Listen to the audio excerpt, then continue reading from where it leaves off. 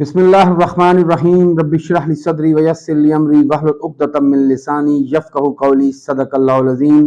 عزیز پاکستانی، السلام علیکم۔ آج کے ولاگ میں ہم بات کریں گے قاضی کی ماضی میں تانکا جھانکیاں،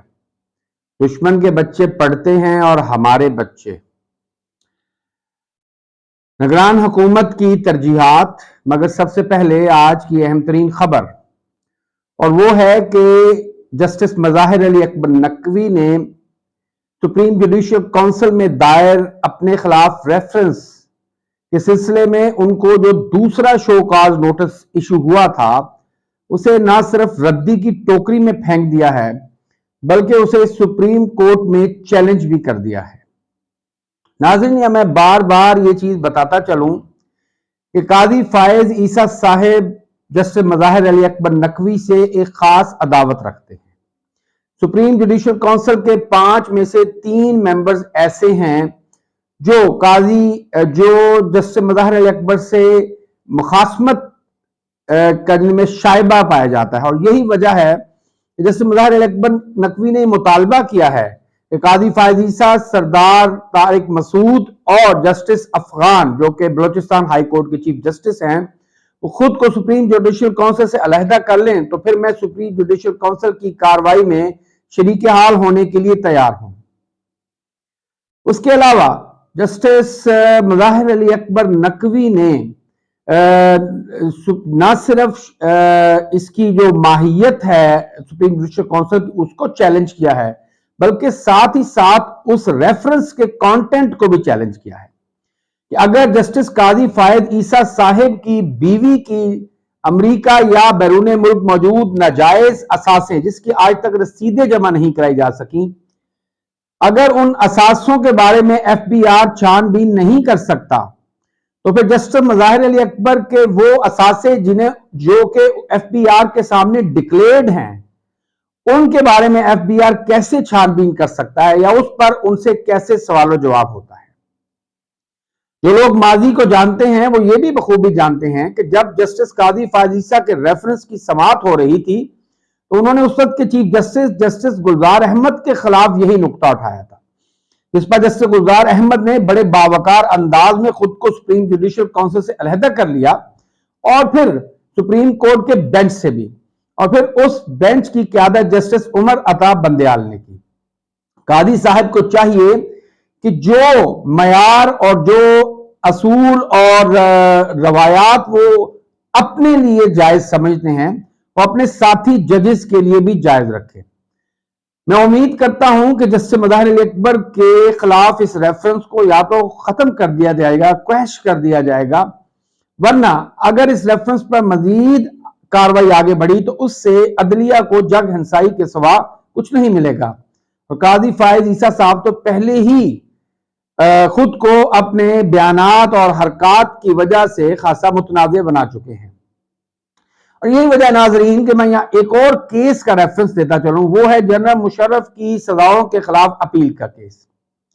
یہ ایک ایسا کیس ہے جس کی اب کوئی وقت نہیں بچی، کیونکہ جنرل مشرف تو اپنے رب کو سدھار چکے ہیں، وہ اپنے خالق حقیقی سے جا ملے ہیں، اور یہی وجہ ہے کہ ان کے وکیل نے کہا کہ اب ہم اس کی پیروی ہی نہیں کرنا چاہتے، مگر جسٹس قاضی فائز عیسیٰ مصر ہیں کہ وہ اس کیس کو منطقی انجام تک پہنچائیں گے۔ قاضی فائز صاحب نے پوچھا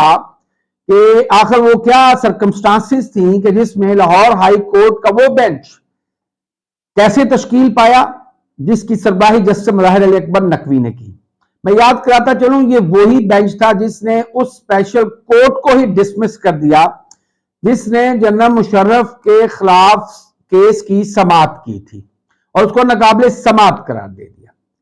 جسٹس قاضی فائز عیسیٰ سے نہ صرف اس وقت کے دستاویزات لاہور ہائی کورٹ سے طلب کیے جس کے تحت اس بینچ کی تشکیل ہوئی، جس بینچ کی سربراہی جسٹس مظاہر علی اکبر نقوی کر رہے تھے۔ پہلی بات تو یہ ہے کہ ماضی میں جب آپ جائیں گے تو پھر بہت سی باتیں سامنے آئیں گی، ان میں بار بار قاضی فائز عیسیٰ صاحب اور ان کی بیوی کے اثاثوں کا ذکر ہوگا، اس میں بار بار قاضی فائز عیسیٰ کی اس بیوی کا ذکر ہوگا جو سر پہ چادر لے کر اور ہاتھ میں چھڑی کے ذریعے सुप्रीम कोर्ट में, सुप्रीम जुडिशियल काउंसिल के सामने पहुंची थी। लगता था कि एक इंतहाई लागर और बीमार बुढ़िया है जो बहुत जुल्म और सितम का शिकार है और वह साहिल बनकर आई है, ये लोगों को नजर आएगा।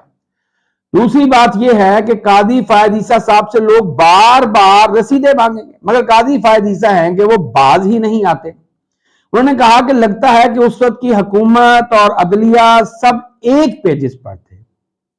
इस पर इस मुशर्रफ की जो अपीलों की समाअत हो रही है, उस बेंच के एक अहम रुकन जस्टिस अतहर मिनल्ला ने एक हैरान कुन बात की। उनका एक हैरान कुन मकालमा कादी फायद ईसा से सामने आया है। उन्होंने कहा कि हम जब भी आयन शिकनी की बात करते हैं, क्योंकि ये केस ही संगीन किस्म की आयन शिकनी है, संगीन बगावत का केस है, तो हम अगर आयन शिकनी की बात करते हैं तो फिर हम इसको 3 नवंबर सन 2007 से क्यों शुरू करते हैं? सिर्फ इसलिए शुरू करते हैं कि उस दिन अदलिया के चंद जजेस को पकड़कर नजरबंद कर दिया गया था। मुशर्रफ ने इमरजेंसी नाफिज की थी। अगर हमने मुशर्रफ की आयन शिकनी पर ही बात करनी है तो फिर हम 12 अक्टूबर 1999 से क्यों आगाज नहीं करते? मैं तो ये बात बार बार कह चुका हूं कि आयन शिकनी दर हकीकत कोई कत्ल का या चोरी का मुद्दा तो है नहीं। ये कोई भैंस चोरी का या डकैती का केस नहीं है, ये आयन का केस है। ये एक अदब, यानी कि जो कानून का अदब है उसका एक लैंडमार्क केस बन सकता है। आप 1948 से वो तमाम लोग जो आयन शिकनी के मुर्तकिब हुए, वो तमाम आमर डिक्टेटर्स, जिन लोगों ने पीसीओ के तहत, उन जजेस ने, उन ब्यूरोक्रेट्स ने, उन वुजरा ने, जिन्होंने पीसीओ या एलएफओ के तहत उन आमरों से हलफ लिए, जो उनकी काबीना में ही शामिल रहे, जो उनके मशीर रहे, जो उनके दस्तेरात रहे, उन सब के सब लोगों को एक ही दफा कटहरे में खड़ा करें